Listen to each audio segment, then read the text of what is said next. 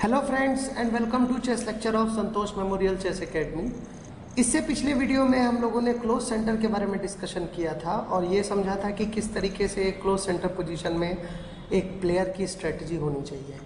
Usually close centre में एक close structure रहता है और पीसेस बहुत कम स्क्वायर्स रहते हैं उनको अपने आप को खेलने के लिए, एक्सप्रेस करने के लिए, क्योंकि जितने भी पैदल हैं वो कुछ इस तरीके से स्ट्रक्चर फॉर्म कर लेते हैं सेंटर में कि कोई भी पीसेस ऑपरेट नहीं कर सकते सेंटर फाइल से।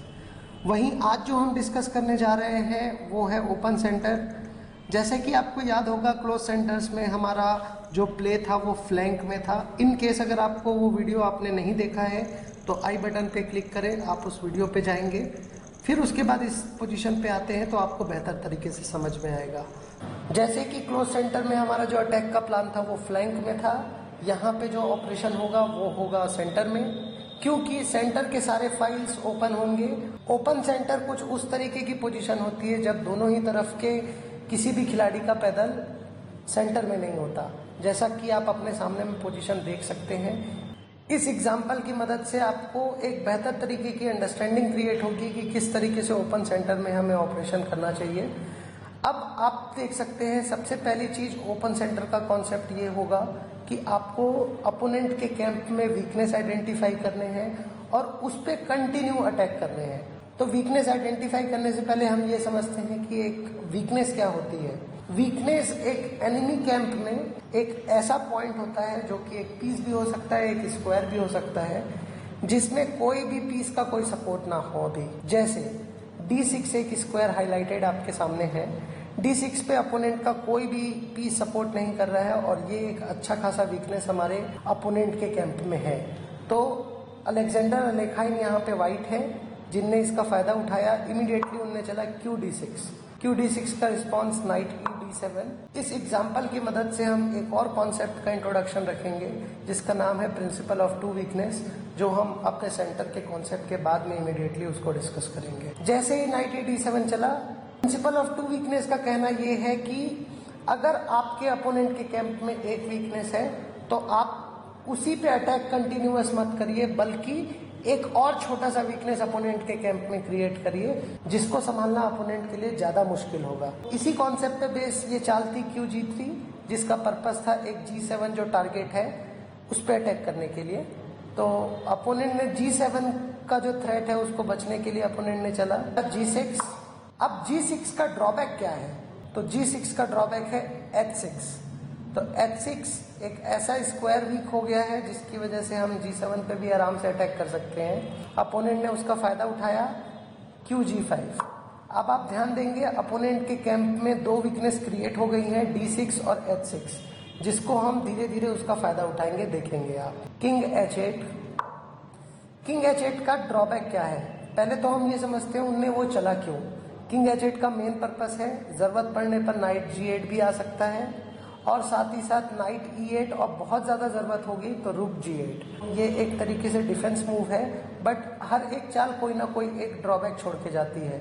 तो किंग H8 का ड्रॉबैक है F7। तो अलेखाइन ने उसका फायदा उठाया। Night D6, king G7, E4 का ऑब्जेक्टिव है E5 बढ़ के नाइट को वहां से हटाना।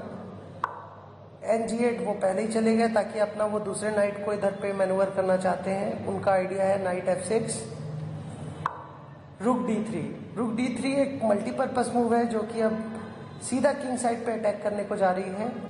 तो F6। Can you find a tactic? Please pause the video. इस पोजीशन में एक बहुत प्यारी टैक्टिक आ रही है।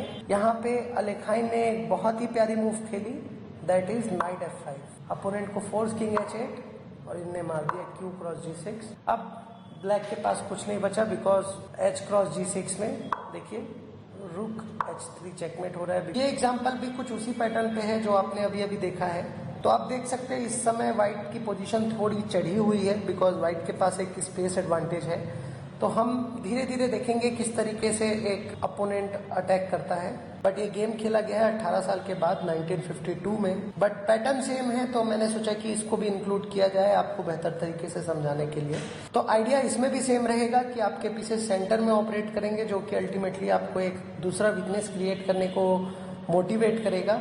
अल्टीमेटली आपको बाद में एक टैक्टिक का यूज करके अपोनेंट के कैंप में एंटर करना है और फिनिश करना है। इसमें भी हमको d6 एक वीकनेस दिख रही है, तो हम इसे टारगेट करेंगे with the help of night f5, queen f8। तो जैसे ही आता है हमने नाइट d6 को एक कवर किया, रुक a b8 because b7 pawn मर रहा था, नाइट g5, ये है दूसरी वीकनेस। f7 पे हमने टारगेट किया तो ऑब्वियसली उसको सब कुछ छोड़ के वो बचना पड़ेगा।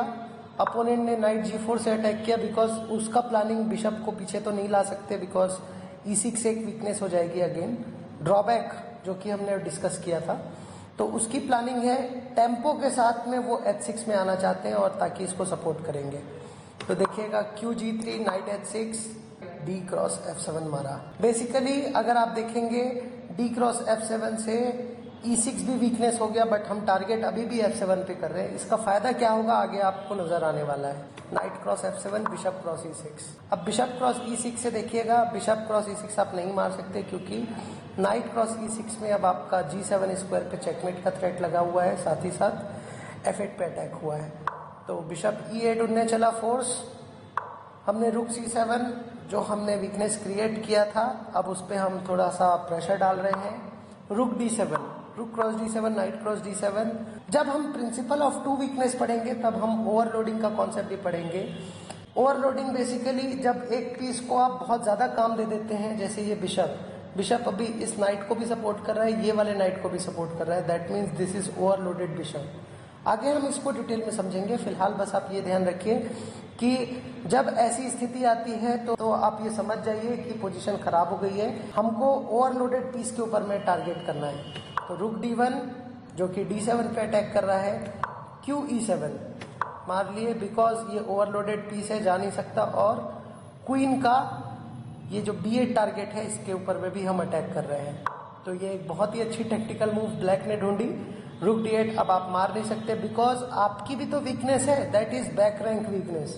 देखिए आपके राजा के पास में बाहर जाने का रास्ता नहीं है, तो हमको ज्यादा लालची नहीं बनना है इन दैट केस, क्योंकि हमको 2 पैदल ऑलरेडी इस पोजीशन में मिल गए हैं। तो white decided to simply exchange their pieces और बुलकने का रास्ता खोल लिया। इस पोजीशन में व्हाइट क्लियर विनिंग एडवांटेज में है और एक फेवरेबल एंड गेम में गया।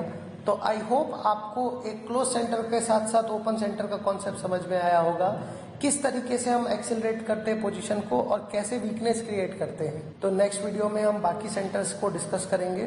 तब तक के लिए थैंक यू।